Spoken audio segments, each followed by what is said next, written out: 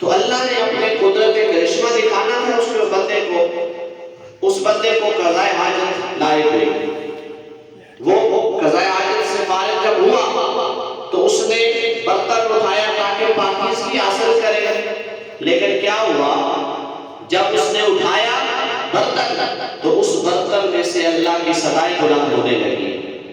پھر جب اس نے برتن کو رکھ لیا، کہا ایسے برتن کو میں قضائے حاجت کے لیے کیسے لے کر جاؤں، باقی اس سے کیسے حاصل کروں جو برتن اللہ کا ذکر کر رہا ہے. پھر وہ پانی کی طرف کوشش کرنے لگا اور پانی سے اللہ اللہ کی صدائیں بلند ہونے لگی. اس نے پانی کو یہ چھوڑ دیا کہ اس پانی سے میں پاکیزگی کیسے حاصل کروں کہ جس پانی کے اوپر سے اللہ اللہ کی صدائیں بلند ہو رہی ہیں. اور پھر غیب سے ایک آواز آئی کہ اے میرے بندے، ہر مخلوق ہماری تسبیح و تحلیل بیان کرتی ہے، لیکن اس کے سننے کی طاقت ہم نے ہر ایک کو نہیں عطا فرمائی. تو ہر انسان اور ہر چیز جو ہے وہ اللہ کا ذکر کرتی ہے، اور لیکن جب کوئی چیز اللہ کے ذکر سے غافل ہو جاتی ہے تو پھر اللہ اس کی دنیا بھی برباد فرما دیتا ہے، اس کی آخرت بھی برباد فرما دیتا ہے. آج ہمارے گھروں کے اندر ناچاکیاں کیوں ہیں؟ ہمارے دلوں کو سکون کیوں نہیں مل رہا؟ ہمیں راحت و سکون والی زندگی کیوں نہیں میسر ہو رہی؟ اس لیے کہ ہم نے اللہ کے ذکر سے منہ پھیر دیا ہے، ہم نے اللہ کے ذکر کو چھوڑ دیا ہے. ہمارا وہ دل جس کی غذا اللہ کا ذکر تھا، ہماری وہ روح جس کی غذا اللہ کا ذکر تھا، ہم نے اللہ کے ذکر کو چھوڑا. جیسے ہی ہم نے اللہ کے ذکر کو چھوڑا تو طرح طرح کی مصیبتوں کے اندر پھنس گئے. اگر آج بھی ہم چاہتے ہیں کہ ہماری دنیا اور آخرت سنور جائے تو پھر اللہ کے ذکر کو اپنا لینا چاہیے. ایک آدمی کے بارے میں آتا ہے، وہ دریا کے کنارے پہ بیٹھ کر مچھلیاں پکڑ رہا تھا، اور اس کے والد گرامی نے پہلے اس کو یہ سبق دیا تھا کہ جب تک مچھلی اللہ کے ذکر سے غافل نہیں ہوتی اس وقت تک مچھلی پکڑی نہیں جاتی. اور جو مچھلی اللہ کے ذکر سے غافل ہو جاتی ہے وہ فوراً کسی کے شکار میں آ جاتی ہے. اب بیٹے نے یہ باپ سے سنا ہوا تھا تو باپ بیٹے کو لے کر دریا کے کنارے پہ گیا اور جا کر کہا کہ میرے بیٹے اس طرح ہے، میں ادھر سے مچھلی کو پکڑوں گا اور یہ تھیلا تم اپنے پاس رکھ لو، تو تم نے مچھلی کو اٹھا کر اس تھیلے میں ڈال دینا ہے.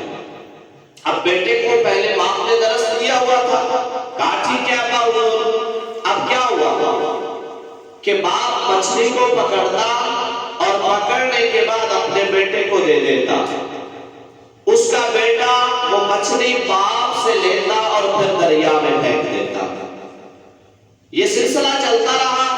باپ مچھلی کو پکڑ کر بیٹے کو دیتا اور بیٹا اپنے باپ سے مچھلی کو لے کر دوبارہ پھر دریا میں ڈال دیتا. جب باپ کو یقین ہو گیا، اطمینان ہو گیا کہ ہمارے پاس بہت زیادہ مچھلیاں جمع ہو گئی ہیں تو اب ہم یہاں سے چلیں، تو کہنے لگا بیٹا آؤ چلیں اور مجھے دکھاؤ تو صحیح کہ ہم نے کتنی مچھلیاں پکڑ لی ہیں. تو بیٹے نے کہا کہ ابا حضور میرے پاس تو ایک مچھلی بھی نہیں ہے. تو باپ کو بڑا غصہ آیا. اس نے کہا کہ عجیب بات ہے، میں نے اتنی محنت و مشقت کے ساتھ تمہیں مچھلیاں پکڑ کر دی کہ تم اس تھیلے کے اندر ڈال لو اور پھر ہم اس کو لے جائیں گے، تو تم نے مچھلیوں کو ویسے ہی دریا میں پھینک دیا کیوں؟ تو بیٹا بول کر کہنے لگا ابا حضور میں نے آپ سے سنا تھا کہ اس وقت تک کوئی بھی مچھلی شکار کے اندر نہیں آتی جب تک وہ اللہ کے ذکر سے غافل نہیں ہو جاتی. اور میں نے یہ مناسب نہیں سمجھا کہ جس مچھلی کو اللہ کے ذکر سے غافل ہونے کی وجہ سے شکار کیا جائے، کہیں ایسا نہ ہو کہ اس کا گوشت کھا کر ہم بھی اللہ کے ذکر سے غافل ہو جائیں. تو پیارے بھائیو دیکھو اس بچے کی تربیت دیکھو کہ جس کے باپ نے سمجھایا تھا کہ مچھلی اس وقت تک اللہ کے ذکر سے غافل جب تک نہیں ہوتی اس کا شکار نہیں کیا تو بیٹے نے مچھلی کو چھوڑ دیا اس نظریے سے کہیں ایسا نہ ہو کہ ہم اس مچھلی کا گوشت کھا کر اللہ کے ذکر سے غافل ہو جائیں۔ آج ہم اپنی زندگیوں کا محاسبہ کریں کہ جو ہم کھاتے پیتے ہیں کیا ہم نے کبھی اس کے اندر غور و فکر کیا ہے؟ ہم تو بالکل غور و فکر نہیں کرتے کہ یہ جو ہم کھا رہے ہیں یہ کہاں سے آ رہا ہے، کیا حلال کی کمائی کا ہے یا حرام کی کمائی کا ہے، اور اگر اس کا حرام کی کمائی کا ہے تو اس کا اثر ہمارے اوپر کیا پڑے گا، ہماری اولاد کے اوپر کیا پڑے گا، اور اگر یہ حلال کا کھانا ہے تو اس کے اندر فیوز و برکات کیسے ملیں گے؟ کاش ہم اس چیز کے اندر غور و فکر کر لیں، پھر تیرا بیٹا جیسے ہی جوان ہوگا وہ گانے بازوں کی طرف نہیں جائے گا، اس کے زبان سے یا رسول اللہ کے نعرے بلند ہوں گے، یا قرآن کی تلاوت ہوگی، یا حدیث رسول اس کی زبان سے نکلے گا، اس لیے کہ تیری تربیت اس کو یہ ہوگی کہ جب بھی وہ تجھے دیکھتا ہوگا کبھی تو اللہ کا قرآن پڑھ رہا ہو، کبھی مصطفیٰ کا فرمان پڑھ رہا ہو، پھر تیری اولاد بھی اللہ کا دین پڑھنے پڑھانے کے لیے نکلے گی، اور تیرے بیٹے کی زبان پر بھی یا تو اللہ کا ذکر ہوگا یا مصطفیٰ کا ذکر ہوگا۔